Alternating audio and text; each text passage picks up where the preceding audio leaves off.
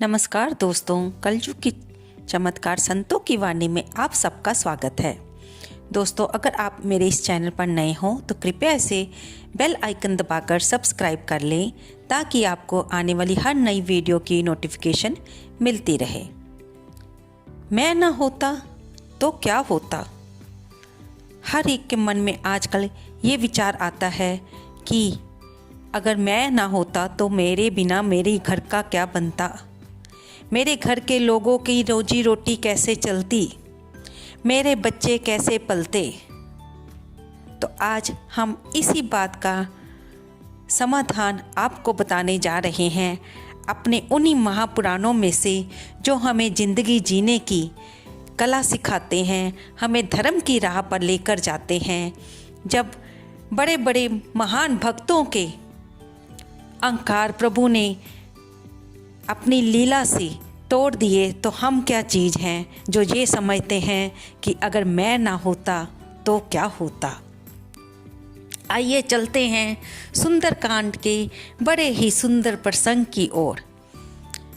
हनुमान जी देखते हैं जब वे अशोक वाटिका विभीषण जी से पता लेकर पहुंचते हैं तो वे देखते हैं कि माता सीता वृक्ष के नीचे बैठी हैं और वे भगवान राम की याद में बैठी हुई हैं। और तभी मंदोदरी और आदि रानियों के साथ रावण का वहाँ पर प्रवेश होता है।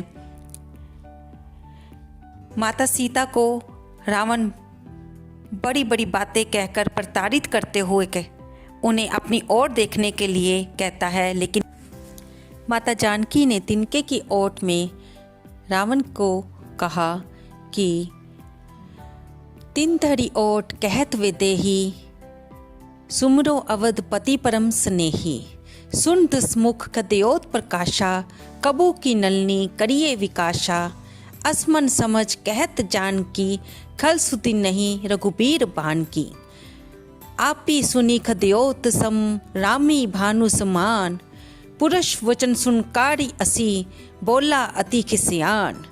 जब माता तिनके की ओट में माता जानकी ने रावण को कहा कि तू मुझे छल से हरण करके लाया है, तुझे भगवान राम के बाण की सुध ही नहीं है। जब रावण ने अपने आप को खद्योत्सम और भगवान राम को भानु समान सुना तो वह ये वचन सुनकर खिसिया गया और माता सीता को मारने के लिए दौड़ा। अपनी तलवार से वह उनको सिर काटने के लिए दौड़ा तो पत्तों की ओट में छिपे हुए हनुमान जी सोचने लगे कि अब क्या करना चाहिए। तभी मंदोदरी ने आगे बढ़कर रावण का हाथ रोका और उसे सीता जी को मारने से रोका। तब पहली बार हनुमान जी को एहसास हुआ कि भगवान राम तो अपने दुश्मन से भी दूर बैठे हुए माता सीता की रक्षा कर रहे हैं और वो दुश्मन के आदमी से ही उसकी रक्षा कर रहे हैं कि मंदोदरी ने ही रावण का हाथ पकड़ लिया है।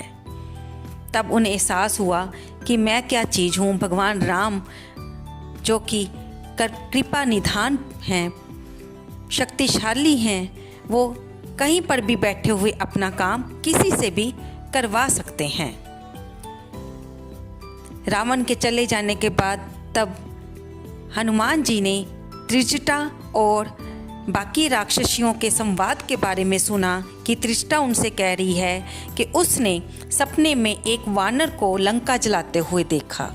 हनुमान जी फिर सोचने लगे कि इसे कैसे पता चला कि मैं यहाँ पर आ चुका हूँ और मैं कैसे आग लगा दूँगा।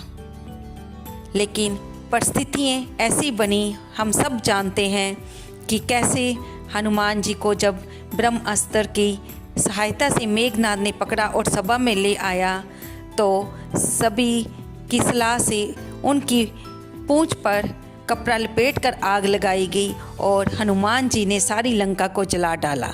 तब फिर हनुमान जी ने महसूस किया कि प्रभु तो हर संकेत पहले ही दे देते हैं, हम तो सिर्फ निमित्त मात्र होते हैं जो कि उस कार्य को करते हैं।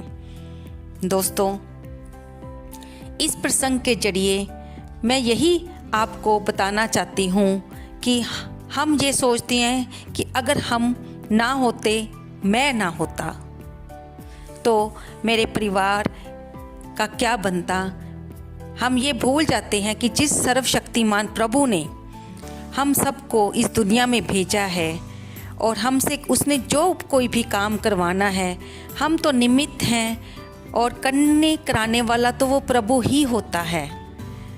जब हनुमान जी को इस बात का एहसास हो गया कि सब कुछ प्रभु ही करवा रहे हैं, और तो हनुमान जी जब लंका को जलाकर माता जानकी से चूड़ामणि लेकर वापस सिंधु पार करके श्री राम जी के पास पहुँचे, तो जब राम जी ने पूछा कि तुम लंका जा आए और कैसे जलाया, तो पहले तो हनुमान जी ने कहा कि प्रभु मैं तो लंका गया ही नहीं।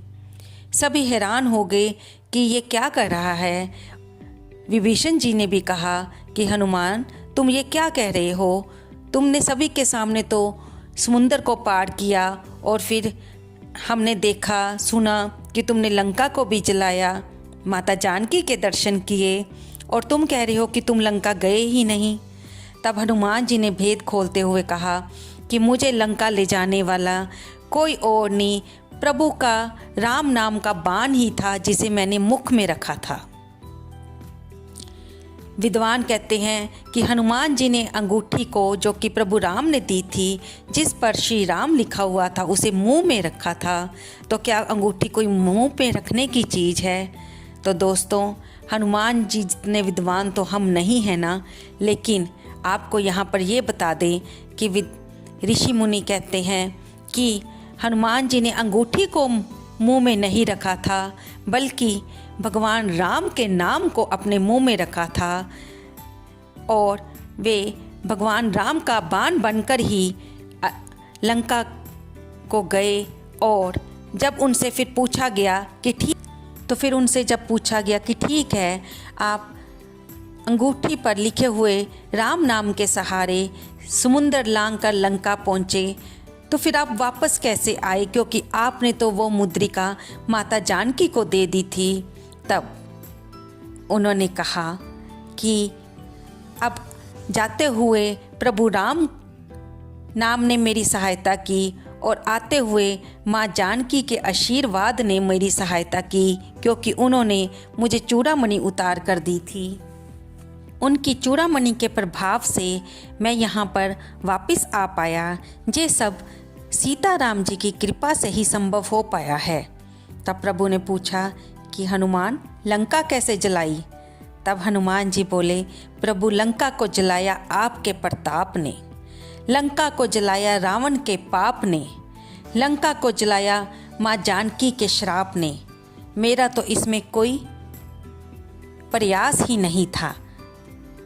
तो देखा दोस्तों, हनुमान जी ने इतने बड़े बड़े काम किए, लेकिन किसी भी काम का श्रेय अपने पर नहीं लिया। उन्होंने अपना नाम छोड़ा, जस छोड़ा, और वानर बनकर रहे और विनम्रता से भगवान राम की सेवा की, उनका नाम लेते रहे।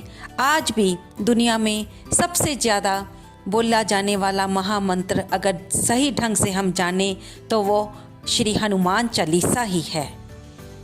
तो दोस्तों, ये प्रसंग हमें यही बातें सिखाता है कि मैं ना होता तो क्या होता। इस भ्रम को छोड़कर अगर हम अपनी जिम्मेदारियों को भगवान की कृपा समझकर उनमें अपने को एक किरदार समझकर निभाते रहें तो ज़िंदगी बहुत अच्छे ढंग से बीत जाएगी। दोस्तों, पुराणों की ये बातें इस ओर भी संकेत करती हैं कि मैं शब्द हमारे अहंकार का भी प्रतीक है।